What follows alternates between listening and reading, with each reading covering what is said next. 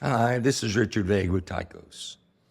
We talked recently about the relative advantage the U.S. has in any trade negotiations with Canada, its largest trading partner.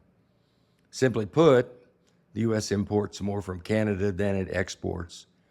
Therefore, it has less to lose in any dispute, with Canada's exports to the U.S. accounting for 19% of its GDP, while exports from the U.S. to Canada are under 2% of the U.S.'s GDP. Canada's economy is heavily dependent on exports and simply can't afford for its terms of trade with the U.S. to go sideways, especially considering over 75% of their exports are going to the U.S.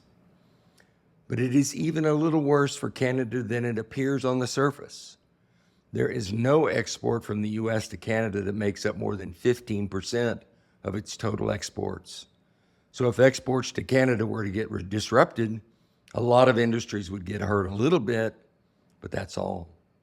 Conversely, oil makes up almost 30% of Canada's exports to the U.S., and oil is both fungible and in modest oversupply globally.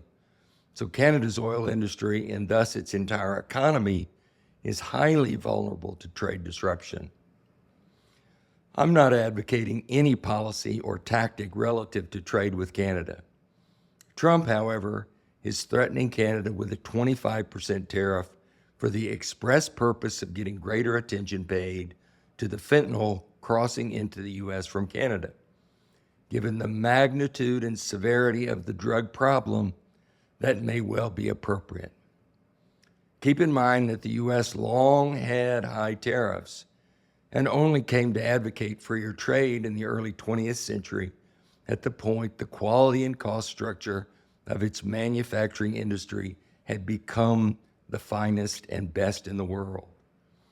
In fact, the U.S. became the largest economy in the world during the period in which those tariffs were in force. Tariffs are a tool, not a doctrine. We'll be off for the holidays, and we want to wish you a happy, healthy, peaceful, and rejuvenating holiday season. In the meantime, the world is only getting more complex. Germany's government just collapsed. Britain is falling into recession. China's household spending has turned anemic. So there's a lot to discuss. See you in January.